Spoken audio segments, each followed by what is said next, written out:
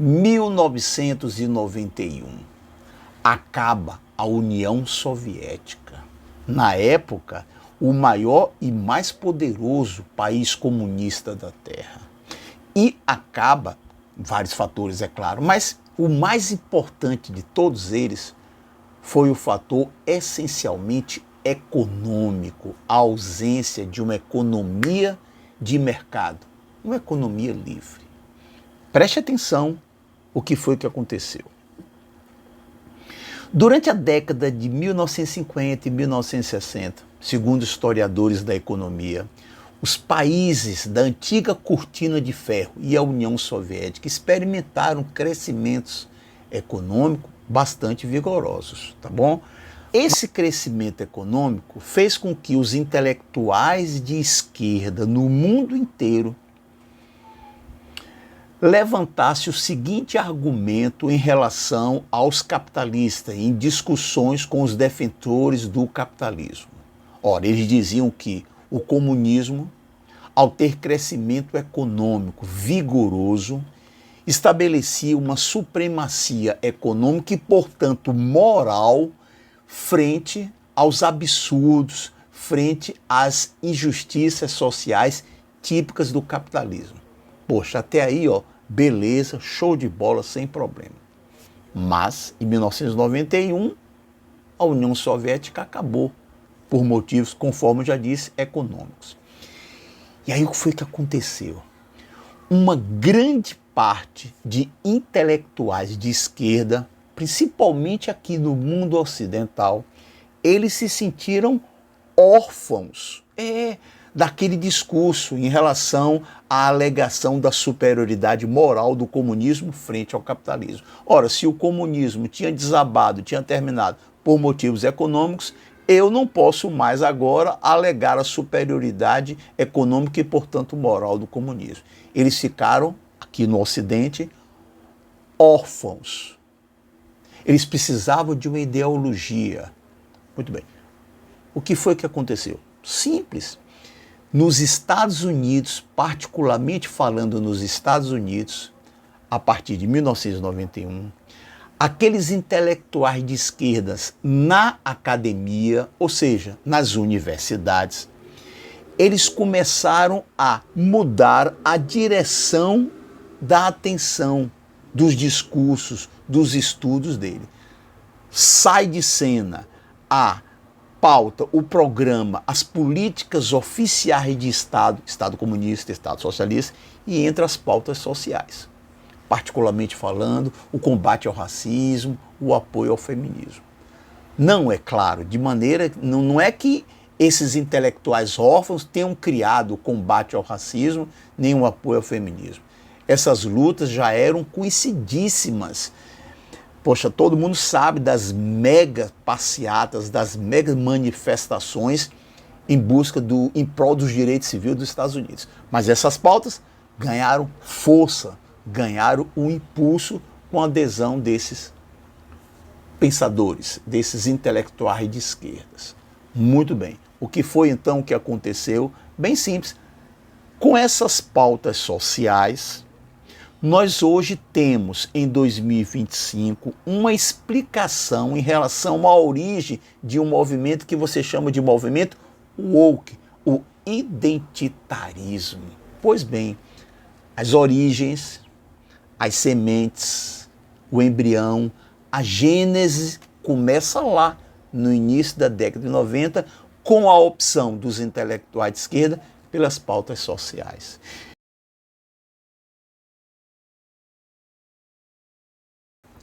Uma das consequências da queda da União Soviética foi que os Estados Unidos eles passaram a ser vistos como os grandes vencedores da Guerra Fria. Aquela polarização que o mundo sofria, União Soviética, Estados Unidos, desaparece. Fica agora só os Estados Unidos, os grandes vencedores. E aí aconteceu um fato curiosíssimo. Hoje, segundo os intelectuais, fica bem mais fácil você enxergar o que foi o que aconteceu, por causa de uma relativa distância que se mantém, passado mais de 30 anos dessa situação. A política, com o fim da União Soviética, ela ficou mais técnica com o avanço do neoliberalismo, que já tinha começado uma década antes. Os Estados Unidos agora mandando no mundo de maneira muito mais livre do que antes com a existência da União Soviética. O neoliberalismo avançou muito mais rápido e a política, ela, digamos assim, tomara que seja feliz com as palavras, a política passou a ficar mais fria, mais técnica. Políticas como inflação, emprego, orçamentos e tratados do ponto de vista essencialmente técnicos, de maneira fria, de maneira impessoal. A década de 90 toda foi pautada por esse discurso técnico. Sai de maneira explícita a preocupação com o trabalhador, o lado humano das famílias, e entra o discurso técnico. Aqueles burocratas falando palavras complexas, técnicas, difíceis, para um grupo de trabalhadores que já vinham apanhando lá desde a década de 80. E aí o ressentimento foi instantâneo. Só para que você tenha uma ideia, essas frases, eu criei 2 frases aqui para que você tenha uma ideia do que é que eu estou falando. Isso aqui é a cara dos anos 90. Preste bem atenção que eu vou fazer uma brincadeira, vê se você entende o que eu vou falar. Faz de conta que são esses técnicos que estão fazendo uma análise da situação social, política e econômica. É assim que eles falavam. Pessoas desprovidas de ativos financeiros indispensáveis para a aquisição de produtos necessários ao suprimento calórico e proteico. Entendeu? Não. Bem simples. Pessoas que não têm dinheiro para comprar comida. Olha a boçalidade. Quer ver? Outra. Pessoas desprovidas de atividade laboral indispensáveis à sustentação material da sua célula básica da sociedade. Sabe o que significa? Pessoas que não têm trabalho para sustentar a família. Tá vendo aí?